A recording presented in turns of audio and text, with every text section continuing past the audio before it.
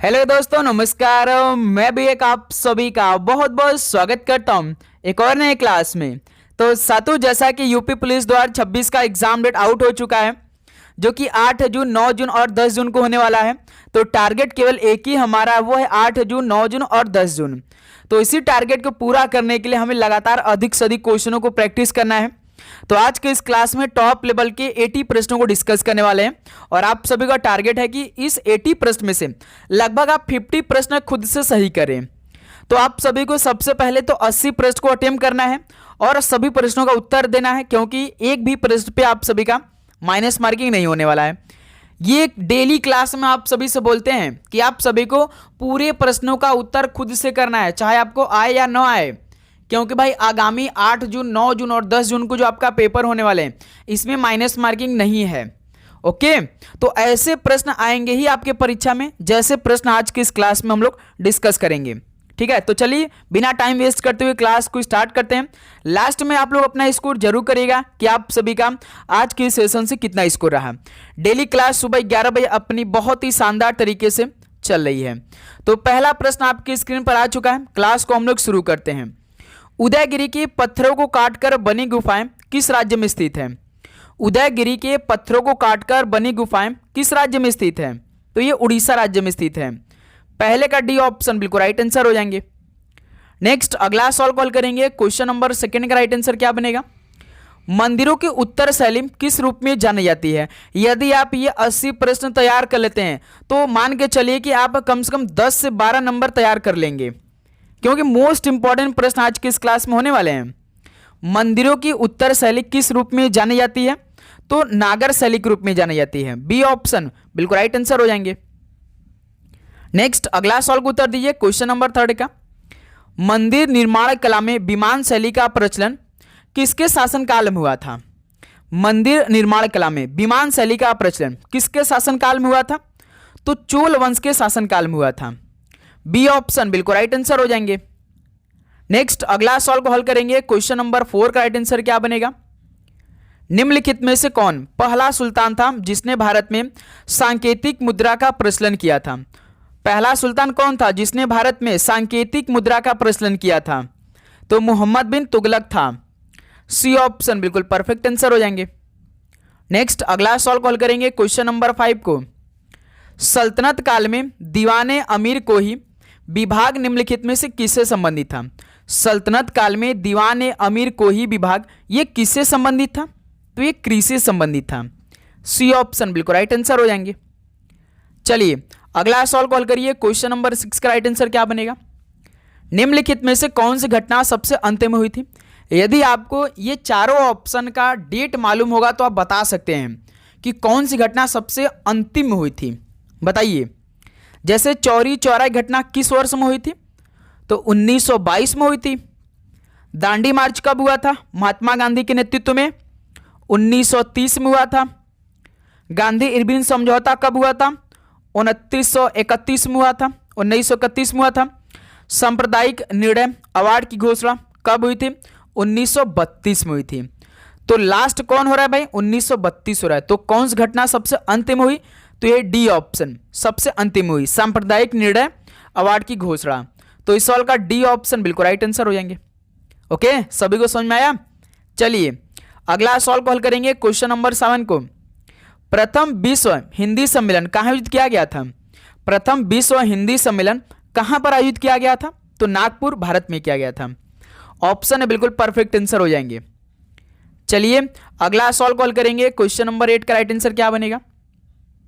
निम्नलिखित पहाड़ियों में से कौन सी पूर्वी घाट एवं पश्चिमी घाट की मिलन स्थल को बनाती है? तो साथियों, इन पहाड़ियों में से कौन सी पूर्वी घाट एवं पश्चिमी घाट के मिलन स्थल को बनाती है? तो नीलगिरी पहाड़ियां बनाती हैं। सी ऑप्शन बिल्कुल राइट आंसर हो जाएंगे। चलिए अगला सवाल कॉल करें। और आगे बढ़ने से पहले आप सभी को ये भाई पूरा 10 टेस्ट सीरीज को लगाना है अपने पेपर में बैठने से पहले। इस 10 टेस्ट सीरीज में आप सभी को पूरे 15 से 9 नए क्वेश्चन मिलेंगे। इसके अलावा हम आप सभी को GK plus UP GK, Hindi, math, reasoning plus current affair के क्वेश्चन भी प्रोवाइड करेंगे। जो सबसे इंपॉर्टेंट क्वेश्चन बन सकते हैं आपके शिफ्ट के लिए, वो प्रश्न भाई आपको इस पीडीएफ के रूप में मिलेगा। 10 टेस्ट सीरीज के माध्यम से, प्लस इसके अलावा हम आपको अलग से टॉपिक वाइज क्वेश्चन प्रोवाइड करेंगे, आप सभी को पढ़ना है। तो पीडीएफ के लिए भाई व्हाट्सएप करिए इस नंबर पे, ये जो नंबर दिखाई दे रहा है इस पर आप मैसेज करिए। जैसे मैसेज आप करेंगे टीम आपसे तुरंत बात करेगी। और भाई ये ऑफर चला मात्र 50 रुपीज़ में, मात्र 50 रुपीज़ आपको पे करके ये इतना सारा क्वालिटी क्वेश्चन अपने पास मंगाना है। और ये सबको करना अनिवार्य है जो जो यूपी पुलिस एग्जाम 2026 देने जाएंगे। ठीक है, एक बार भाई आप इस पीडीएफ को जरूर पढ़िए। अलग से एग्जाम से लास्ट 10 से 15 दिन में हम आपको अलग से भाई रामबाण प्रश्न प्रोवाइड कर देंगे, उसको आप पढ़िए और अपना पेपर अच्छे से दीजिए आप लोग। ठीक है, तो भाई जल्दी करिए, इस नंबर मैसेज करके ये सारा क्वेश्चन आप अपने पास मंगाइए। ठीक है, क्वेश्चन नंबर 9 देखिए, यूएनओ सुरक्षा परिषद में कितने अस्थायी सदस्य हैं? यूएनओ सुरक्षा परिषद में कितने अस्थायी सदस्य होते हैं? तो पूरे 5 स्थायी सदस्य होते हैं। ऑप्शन इस सवाल का बिल्कुल परफेक्ट आंसर हो जाएंगे, जिसे आप वीटो शक्ति के नाम से जानते हैं ना, इन्हीं को ही बोला जाता है। ठीक है, चलिए नेक्स्ट अगला सवाल देखिए, क्वेश्चन नंबर 10 को, एक संघीय व्यवस्था और केंद्र में द्वैध शासन भारत में लागू किया गया था, किस अधिनियम द्वारा? एक संघीय व्यवस्था और केंद्र में द्वैध शासन भारत में लागू किया गया था, किसके अधिनियम के द्वारा लागू किया गया था? तो 1935 के अधिनियम द्वारा लागू किया गया। सी ऑप्शन बिल्कुल राइट आंसर हो जाएंगे। नेक्स्ट अगला सवाल को हल करिए, क्वेश्चन नंबर 11 को, निम्नलिखित में से कौन उष्मा का सर्वाधिक उत्तम चालक यानी बेस्ट कंडक्टर ऑफ हीट है? बताइए, उष्मा का सर्वाधिक उत्तम चालक इनमें से कौन सा है? तो जल है यानी वाटर है। ऑप्शन ए यहां सबका बिल्कुल परफेक्ट आंसर हो जाएंगे। अगला सवाल को देखिए, क्वेश्चन नंबर 12 को, बोकारो स्टील लिमिटेड किसकी मदद से संस्थापित हुआ? यानी जो बोकारो स्टील लिमिटेड है वो किस देश की मदद से संस्थापित हुआ था? वो सोवियत यूनियन के द्वारा से संस्थापित हुआ था। बी ऑप्शन बिल्कुल परफेक्ट आंसर हो जाएंगे। नेक्स्ट अगला सवाल कॉल करिए, क्वेश्चन नंबर 13 को, Netaji Subhash Chandra Bose institute of sport कहाँ पर है? Netaji Subhash Chandra Bose institute of sport ये किस शहर में स्थित है? तो ये कोलकाता शहर में स्थित है। ऑप्शन बी बिल्कुल राइट आंसर हो जाएंगे। नेक्स्ट अगला सवाल कॉल करिए, क्वेश्चन नंबर 14 को, कोणार्क मंदिर का निर्माण किस एडी में किया गया था? कोणार्क मंदिर का निर्माण कब किया गया था? तो 1245 एडी में किया गया। ऑप्शन इस सवाल का बिल्कुल परफेक्ट आंसर हो जाएंगे। नेक्स्ट अगला सवाल कॉल करिए, क्वेश्चन नंबर 15 को, पाणिनि के अष्टाध्यायी पतंजलि के महाभाष्य तथा जयादित्य के कोशिका वृत्ति संबंध किससे हैं? पाणिनि के अष्टाध्यायी, पतंजलि के महाभाष्य तथा जयादित्य के कोशिका वृत्ति संबंध किससे है? तो व्याकरण के सिद्धांत से संबंधित हैं। सी ऑप्शन बिल्कुल राइट आंसर हो जाएंगे। नेक्स्ट अगला सवाल कॉल करिए, क्वेश्चन नंबर 16 को, मुरुइस यानी मोरक्को यात्री इब्न बतूता किसके समय में भारत आया था? जो मोरक्को यात्री था इब्न बतूता वो किसके समय में भारत आया था भाई? तो मोहम्मद बिन तुगलक के समय भारत आया था जो मुरुइस यानी मोरक्को यात्री था इब्न बतूता। डी ऑप्शन बिल्कुल राइट आंसर हो जाएंगे। नेक्स्ट अगला सवाल कॉल करिए, क्वेश्चन नंबर 17 को, गायकवाड़ कहाँ का शासक था? तो साथियों गायकवाड़ कहाँ का शासक था? तो ये बड़ौदा का शासक था। ऑप्शन है बिल्कुल राइट आंसर हो जाएंगे। नेक्स्ट अगला सवाल कॉल करिए, क्वेश्चन नंबर 18 को, निम्नलिखित में से किसने अपने आप को खलीफा घोषित किया था? तो साथियों किसने अपने आप को खलीफा घोषित कर दिया था? मुबारक शाह खिलजी ने अपने आप को खलीफा घोषित किया था। डी ऑप्शन बिल्कुल राइट आंसर हो जाएंगे। नेक्स्ट अगला सवाल कॉल करेंगे, क्वेश्चन नंबर 19 को, भारत में धारीवाल और लुधियाना नगर किसके लिए सुविख्यात है? भारत में धारीवाल और लुधियाना नगर किसके लिए सुविख्यात हैं? तो ऊनी वस्त्र के लिए सुविख्यात हैं। बी ऑप्शन बिल्कुल राइट आंसर हो जाएंगे। नेक्स्ट अगला सवाल कॉल करिए, क्वेश्चन नंबर 20 को, निम्नलिखित में से कुंचिकल जलप्रपात की सही ऊंचाई कौन सी है? कुंचिकल जलप्रपात किस राज्य में स्थित है? तो ये कर्नाटक राज्य में स्थित है। तो इसकी सही ऊंचाई की बात करेंगे तो भाई 455 मीटर है। डी ऑप्शन बिल्कुल राइट आंसर हो जाएंगे। ओके, चलिए अगला सवाल कॉल करिए, क्वेश्चन नंबर 21 को, निम्नलिखित देशों में से कौन अफ्रीका महाद्वीप में नहीं स्थित है? इन देशों में से कौन अफ्रीका महाद्वीप में नहीं स्थित है? जैसे देखिए गैबन स्थित है, गिनी भी स्थित है, गिनी बिसाओ भी स्थित है, लेकिन गुआना तो भाई दक्षिण अमेरिका में स्थित है। आपने पढ़ा होगा कि जो गुयाना है ये दक्षिण अमेरिका में स्थित है, अफ्रीका महाद्वीप में नहीं स्थित है, तो इसलिए डी ऑप्शन बिल्कुल परफेक्ट आंसर हो जाएंगे। ठीक है, चलिए अगला सवाल कॉल करिए क्वेश्चन नंबर 22 को। भारतीय संविधान के निम्नलिखित अनुच्छेदों में से किसमें निर्वाचन आयोग का प्रावधान है? भारतीय संविधान के अनुच्छेद में यानी किस अनुच्छेद में निर्वाचन आयोग का प्रावधान किया गया है? तो अनुच्छेद 324 में प्रावधान है। सी ऑप्शन बिल्कुल राइट आंसर हो जाएंगे। अगला सवाल कॉल करेंगे क्वेश्चन नंबर 23 को। वांचुआ महोत्सव का संबंध किस जनजाति से है? वांचुआ महोत्सव का संबंध किस जनजाति से है? तो तीवा जनजाति संबंधित है। डी ऑप्शन बिल्कुल राइट आंसर हो जाएंगे। अगला सवाल को देखिए क्वेश्चन नंबर 24 को। अनुच्छेद 108 के अंतर्गत लोकसभा और राज्यसभा की संयुक्त बैठक आयोजित की जाती है किसके द्वारा? अनुच्छेद 108 के अंतर्गत लोकसभा और राज्यसभा की संयुक्त बैठक आहूत की जाती तो किसके द्वारा की जाती है? तो राष्ट्रपति द्वारा की जाती है। डी ऑप्शन परफेक्ट आंसर हो जाएंगे। और साथियों आगे बढ़ने से पहले यदि आप चैनल पर नए हैं, चैनल को अभी तक सब्सक्राइब नहीं किया, तो भाई आप चैनल को सब्सक्राइब करके नोटिफिकेशन को ऑन करिए पहले तो, क्योंकि ये क्लास सुबह 11 बजे आपकी पूरी एग्जाम तक चलेगी बहुत ही शानदार तरीके से। जितने भी इंपॉर्टेंट क्वेश्चन बन सकते हैं भाई पूरा क्वेश्चन कराएंगे। ठीक है, अलग से चैप्टर वाइज प्रोवाइड करेंगे। बस ये महीने के बाद यानी 15 मार्च के बाद से हम अच्छी तरीके से आपकी क्लास बहुत जो इंपॉर्टेंट क्वेश्चन बन सके, जो टॉपिक क्लियर कि यहाँ से आएगा प्रश्न, वो टॉपिक के प्रश्न करवाना स्टार्ट करें। क्योंकि 15 मार्च तक भाई हमें और एग्जाम का देखना, लेकिन 15 मार्च तक सारे इंपॉर्टेंट क्वेश्चन करवा देंगे भाई। उसके बाद आपका टॉपिक से अलग से हम प्रोवाइड करेंगे।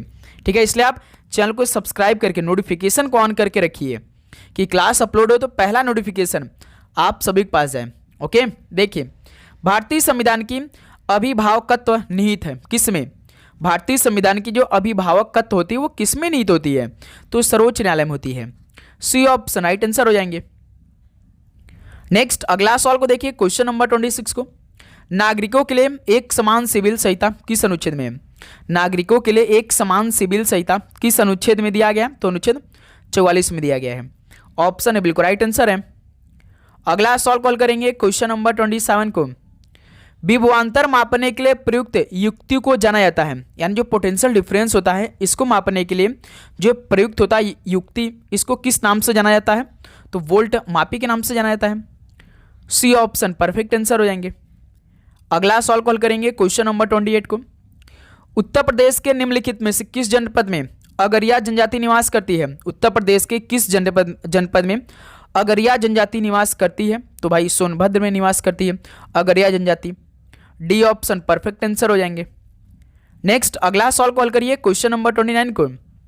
गुरु गोविंद सिंह स्पोर्ट्स कॉलेज कहाँ अवस्थित है? बताइए, गुरु गोविंद सिंह स्पोर्ट्स कॉलेज ये कहाँ पर अवस्थित है? तो ये लखनऊ शहर में अवस्थित है। उत्तर प्रदेश की राजधानी लखनऊ में स्थित है। सी ऑप्शन राइट आंसर है। अगला सवाल कॉल करिए क्वेश्चन नंबर 30 को। प्रसिद्ध खजुराहो की गुफाएं स्थित है किस राज्य में? प्रसिद्ध खजुराहो की गुफाएं स्थित है मध्य प्रदेश में। ऑप्शन है बिल्कुल राइट आंसर हो जाएंगे। अगला सवाल कॉल करेंगे क्वेश्चन नंबर 31 को। कोणार्क का सूर्य मंदिर नरसिंह देव प्रथम ने बनवाया था, वे किस राजवंश से थे? कोणार्क का जो सूर्य मंदिर है वो नरसिंह देव प्रथम ने बनवाया था। वे किस राजवंश से बिलोंग करते थे? तो वे शाही गंग राजवंश से थे। बी ऑप्शन बिल्कुल राइट आंसर हो जाएंगे। नेक्स्ट अगला सवाल कॉल करेंगे क्वेश्चन नंबर 32 को। विक्रमशिला विश्वविद्यालय की स्थापना किस शासक ने की थी? विक्रमशिला विश्वविद्यालय की स्थापना किस शासक ने की थी? तो धर्मपाल ने की थी। डी ऑप्शन बिल्कुल राइट आंसर हो जाएंगे। अगला सवाल को देखिए क्वेश्चन नंबर 33 को। दिल्ली के पुराना किला के वर्तमान स्वरूप का निर्माण निम्नलिखित में से किसने करवाया था? दिल्ली के पुराना किला के वर्तमान स्वरूप का निर्माण किसने करवाया था? तो शेरशाह सूरी ने करवाया था। ऑप्शन यहां से बिल्कुल परफेक्ट आंसर हो जाएंगे। नेक्स्ट अगला सवाल को उत्तर दीजिए क्वेश्चन नंबर 34 का। सुप्रसिद्ध कोहिनूर हीरा शाहजहां को किसने उपहार में दिया था? बताएंगे, सुप्रसिद्ध कोहिनूर हीरा शाहजहां को किसने उपहार में दिया था? तो मीर जुमला ने दिया था। सी ऑप्शन बिल्कुल राइट आंसर हो जाएंगे। अगला सवाल कॉल करिए क्वेश्चन नंबर 35 को। निम्नलिखित में से किसने हितोपदेश का फारसी में अनुवाद किया था? तो साथियों किसने हितोपदेश का फारसी में अनुवाद कर दिया था? ताजुल माली ने किया था। डी ऑप्शन बिल्कुल राइट आंसर हो जाएंगे। अगला सवाल को देखिए, क्वेश्चन नंबर 36 को, निम्नलिखित में से किसे द्वितीय ताजमहल कहा गया है? तो साथियों, किसके मकबरे को द्वितीय ताजमहल कहा गया? तो भाई रबिया उद दौरानी का जो मकबरा है इसे द्वितीय ताजमहल कहा गया। डी ऑप्शन बिल्कुल राइट आंसर हो जाएंगे। अगला सवाल कॉल करेंगे, क्वेश्चन नंबर 37 को, निम्नलिखित में से उत्तर प्रदेश के किस एक जनपद में भारत छोड़ो आंदोलन के दौरान समानांतर सरकार की स्थापना की गई थी? भारत छोड़ो आंदोलन कब हुआ था? 1942 में हुआ था। यानी इंडिया क्यूट मूवमेंट कब हुआ था? 1942 में हुआ था। तो इसके दौरान समानांतर सरकार की स्थापना की गई थी, कहां पर की गई थी? तो ये बलिया में की गई थी। सी ऑप्शन बिल्कुल राइट आंसर हो जाएंगे। नेक्स्ट अगला सवाल को देखिए, क्वेश्चन नंबर 38 को, निम्नलिखित में से कौन सी पर्वत श्रृंखला सबसे लंबी है? इनमें से कौन सी पर्वत श्रृंखला सबसे लंबी पर है? तो एंडीज भाई, जो कि दक्षिण अमेरिका में स्थित है। डी ऑप्शन बिल्कुल राइट आंसर हो जाएंगे। नेक्स्ट अगला सवाल कॉल करिए, क्वेश्चन नंबर 39 को, भारत में सबसे पुराना तेल क्षेत्र यानी ऑयल फील्ड कहां पर है? भारत में सबसे पुराना तेल क्षेत्र ऑयल फील्ड कहां पर है भाई? तो डिगबोई है। डिगबोई में डी ऑप्शन परफेक्ट आंसर हो जाएंगे। अगला सवाल कॉल करेंगे, क्वेश्चन नंबर 40 को, इस समय भारत में सबसे बड़ा तेल शोधन कारखाना निम्न में से कौन सा है? तो साथियों, इस समय भारत में सबसे बड़ा जो तेल शोधन कारखाना है वो कौन सा है? तो बड़ोदरा का है। सबसे बड़ा तेल शोधन कारखाना है बड़ोदरा वाला। ऑप्शन ए यहां सबका परफेक्ट आंसर हो जाएंगे। भाई आप अपना स्कोर गिनती करते चलेंगे साथ में कि आप सभी कितना स्कोर बन रहा है, और सभी प्रश्नों का उत्तर आप खुद से करना है भाई, ठीक है? चाहे आपको आए या ना आए, इस आपकी तैयारी खुद मालूम आपको पड़ेगी, और आपकी तैयारी किस लेवल की इस टाइम है और आप किस पीक पॉइंट पे चल रहे हैं, ठीक है? तो इसलिए सभी प्रश्नों का उत्तर आप खुद से करिए। दक्षिण भारत का मैनचेस्टर किसे कहते हैं? दक्षिण भारत का मैनचेस्टर तो कौन है इनमें से? तो कोयम्बटूर है। ऑप्शन ए इस सवाल का परफेक्ट आंसर हो जाएंगे। अगला सवाल को देखिए, क्वेश्चन नंबर 42, कौन सा साहित्य संगम साहित्य के रूप में प्रसिद्ध है? कौन सा साहित्य संगम साहित्य के रूप में प्रसिद्ध है? तो वो तमिल साहित्य है। ऑप्शन ए इस सवाल का परफेक्ट आंसर हो जाएंगे। नेक्स्ट अगला सवाल कॉल करिए, क्वेश्चन नंबर 43, संविधान सभा के पहले अध्यक्ष कौन थे? संविधान सभा के पहले अध्यक्ष की बात करेंगे तो डॉक्टर सच्चिदानंद सिन्हा जी थे। बी ऑप्शन परफेक्ट आंसर हो जाएंगे। अगला सवाल को देखिए, क्वेश्चन नंबर 44 को, एक ग्रंथि जिसमें अंतःस्रावी और बहिःस्रावी दोनों कार्य होते हैं वो कौन सी ग्रंथि है? एक ग्रंथि ऐसी कौन है जिसमें अंतःस्रावी और बहिःस्रावी दोनों कार्य होते हैं? तो भाई अग्नाशय में होते हैं। सी ऑप्शन परफेक्ट आंसर हो जाएंगे। नेक्स्ट अगला सवाल को देखिए, क्वेश्चन नंबर 45 को, भारतीय राज्यों में मुद्रा बिल होने के लिए एक बिल को कौन प्रमाणित करता है? भारतीय राज्यों में मुद्रा बिल होने के लिए एक बिल को कौन प्रमाणित करता है बताइए? तो राज्य विधानसभा के जो अध्यक्ष होते हैं ना, ये प्रमाणित करते हैं। ऑप्शन ए इस सवाल का परफेक्ट आंसर हो जाएंगे। अगला सवाल को देखिए, क्वेश्चन नंबर 46 को, निम्नलिखित केंद्र शासित क्षेत्रों में सर्वाधिक बड़ा आकार किसका है? केंद्र शासित क्षेत्रों में सर्वाधिक सबसे बड़ा आकार किसका है ऑप्शन के अकॉर्डिंग? तो पौंडीचेरी का। डी ऑप्शन बिल्कुल राइट आंसर हो जाएंगे। ओके, चलिए अगला सवाल को उत्तर दीजिए। क्वेश्चन नंबर 47 का क्या बनेगा परफेक्टली आंसर? पल्ली आंदोलन संबंधित है किस राज्य से? पल्ली आंदोलन संबंधित है तो बताएंगे किस राज्य से? तो तमिलनाडु राज्य से। बी ऑप्शन बिल्कुल राइट आंसर हो जाएंगे। नेक्स्ट अगला सवाल कॉल करिए, क्वेश्चन नंबर 48 का, भारत कला भवन कहाँ स्थित है? भारत कला भवन कहाँ पर स्थित है? तो ये बनारस शहर में स्थित है। बी ऑप्शन बिल्कुल राइट आंसर हो जाएंगे। नेक्स्ट अगला सवाल कॉल करिए, क्वेश्चन नंबर 49 को, भारत की सड़क प्रणाली का विश्व में कौन सा स्थान है? तो साथियों, भारत की जो सड़क प्रणाली का विश्व में कौन सा स्थान है? तो दूसरा स्थान है। ऑप्शन इस सवाल का बिल्कुल राइट आंसर हो जाएंगे। ओके, नेक्स्ट अगला सवाल कॉल करिए, क्वेश्चन नंबर 50 को, भारत में सिकंदर लोदी का शासनकाल कब से कब तक था? भारत में सिकंदर लोदी का शासनकाल कब से लेकर कब तक चला था? तो 1489 से लेकर 1517 ईस्वी तक चला था। सी ऑप्शन बिल्कुल राइट आंसर हो जाएंगे। अगला सवाल को देखिए, क्वेश्चन नंबर 51 को, अतीत के चलचित्र किस लेखक द्वारा लिखा हुआ उपन्यास है? अतीत के चलचित्र किस लेखक द्वारा लिखा गया यह उपन्यास है? तो महादेवी वर्मा जी द्वारा यह लिखित उपन्यास है। डी ऑप्शन बिल्कुल राइट आंसर हो जाएंगे। अगला सवाल को देखिए, क्वेश्चन नंबर 52 को, उत्तर प्रदेश राज्य के क्षेत्रफल का कुल कितना भाग वनावरण यानी फॉरेस्ट एरिया है? उत्तर प्रदेश राज्य के क्षेत्रफल का कुल कितना भाग फॉरेस्ट एरिया में है, लगभग कितने प्रतिशत में? तो लगभग 6.88% में है। बी ऑप्शन परफेक्ट आंसर हो जाएंगे। नेक्स्ट अगला सवाल को देखिए, क्वेश्चन नंबर 53 को, भारत में सबसे लंबी नदी कौन सी है भाई? भारत में सबसे लंबी नदी की बात करेंगे तो गंगा नदी है। सी ऑप्शन बिल्कुल राइट आंसर हो जाएंगे। अगला सवाल कॉल करिए, क्वेश्चन नंबर 54, सौर मंडल का सबसे छोटा ग्रह कौन सा है? सौर मंडल का सबसे छोटा ग्रह इनमें से कौन सा है? तो बुध है। बी ऑप्शन परफेक्ट आंसर हो जाएंगे। ओके, चलिए नेक्स्ट अगला सवाल कॉल करिए, क्वेश्चन नंबर 55 को, किस पूर्व प्रधानमंत्री को शांति पुरुष यानी मैन ऑफ पीस के नाम से भी जाना जाता है? यानी ऑफ होगा यहाँ पे, तो मैन ऑफ पीस के नाम से भी किसे जानते हैं आप लोग? यानी किस पूर्व प्रधानमंत्री को शांति पुरुष के नाम से भी हम लोग जानते हैं? तो लाल बहादुर शास्त्री जी को। बी ऑप्शन परफेक्ट आंसर हो जाएंगे। अगला सवाल को देखिए, क्वेश्चन नंबर 56 को, विश्व में चावल उत्पादन में भारत का कौन सा स्थान है? विश्व में चावल उत्पादन में भारत का कौन सा स्थान है? तो दूसरे नंबर पे है। बी ऑप्शन परफेक्ट आंसर हो जाएंगे। अब बताए दोस्त मेरे, जैसे कि विश्व की बात करें चावल उत्पादन भारत देखिए दूसरे के स्थान पे, तो पहले स्थान पे कौन सा देश है? चलिए इस सवाल का राइट आंसर कमेंट बॉक्स में बताइए। तो ये सवाल आपके लिए होमवर्क रहेगा भाई, ठीक है, आप बताइए। चलिए क्वेश्चन नंबर 57 को हल करते हैं।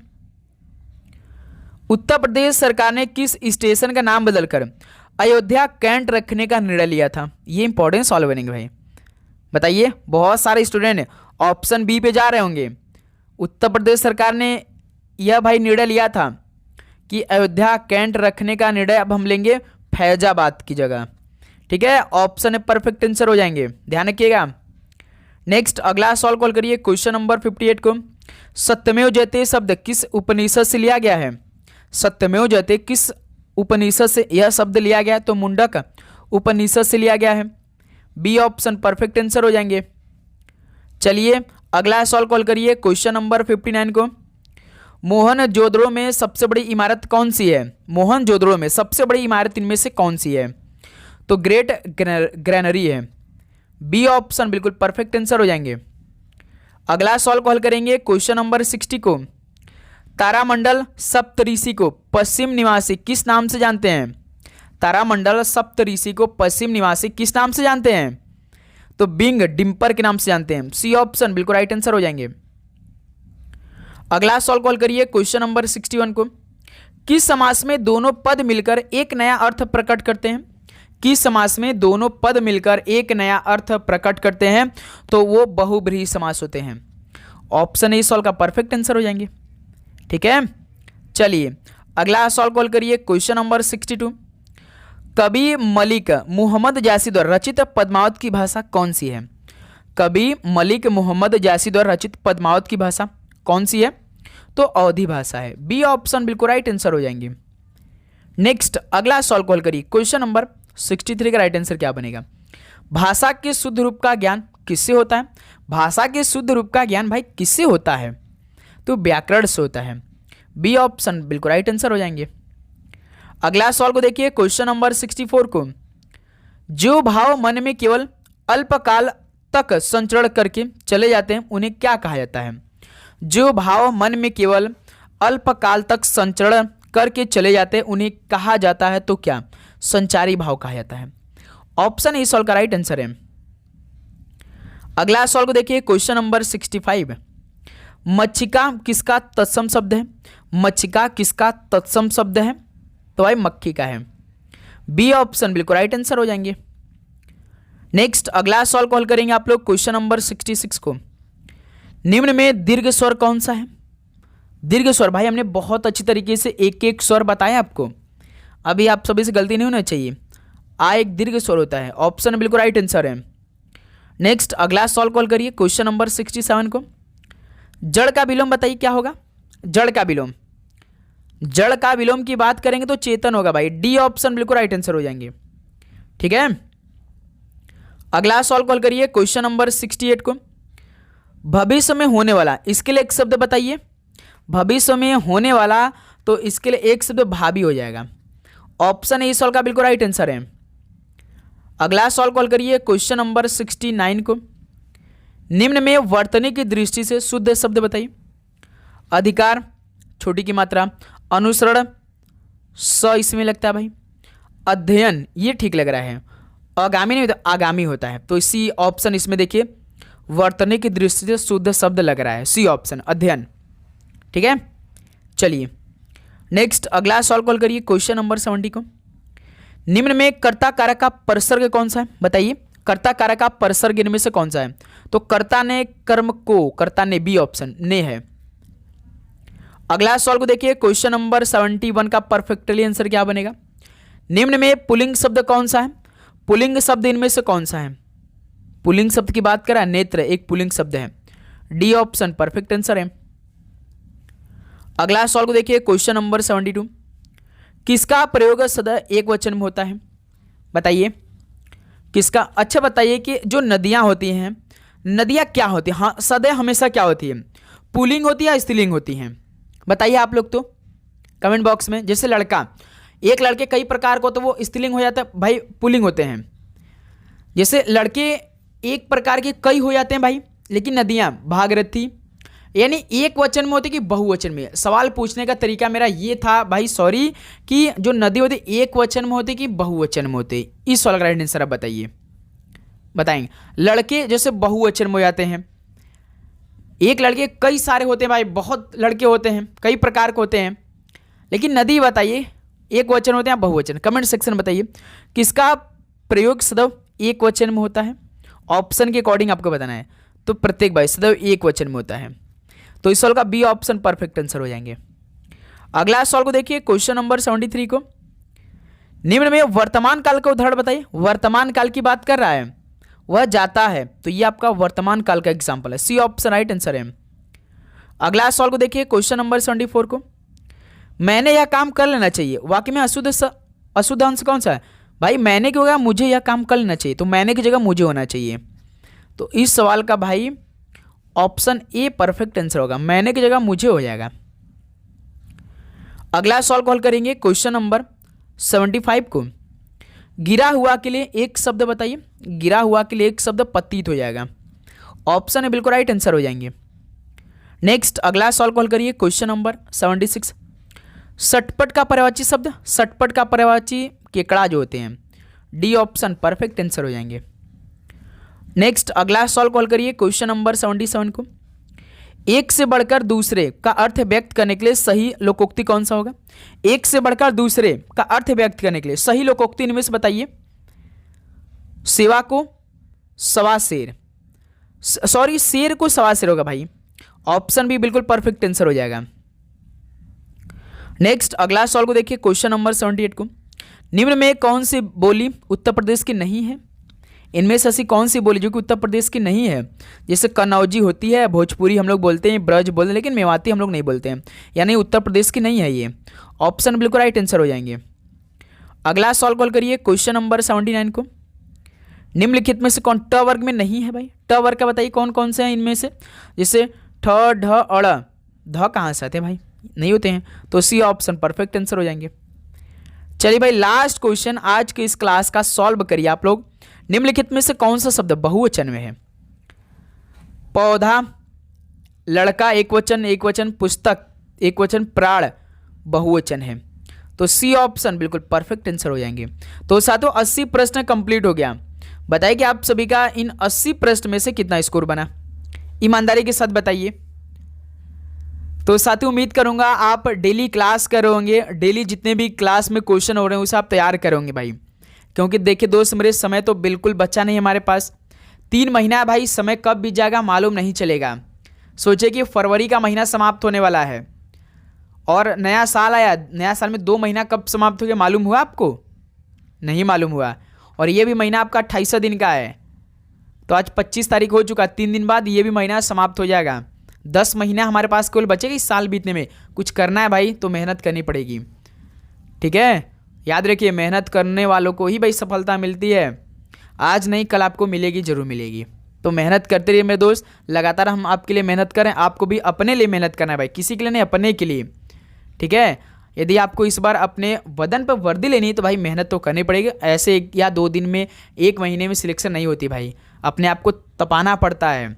सूरज की तरह यदि आपको चमकना है तो पहले सूरज की तरह आपको जलना भी तो पड़ेगा भाई, तब जाकर आप ऐसे चमकेंगे। ठीक है, तो आप चैनल को सब्सक्राइब करिए, नोटिफिकेशन को ऑन करिए, डेली क्लास करिए, रिवीजन करिए, मॉक टेस्ट लगाइए। और भाई यदि आप मॉक टेस्ट अभी नहीं लगा रहे तो भाई मॉक टेस्ट आप लगाइए, सभी से रिक्वेस्ट कर रहे हैं। ठीक है, तो चलिए इस क्लास को यहीं पर समाप्त करते हैं, मिलते हैं एक और नए क्लास के साथ। आप सभी को जय हिंद, जय भारत, पढ़ाई करते रहिए। ऑल द वेरी बेस्ट, धन्यवाद।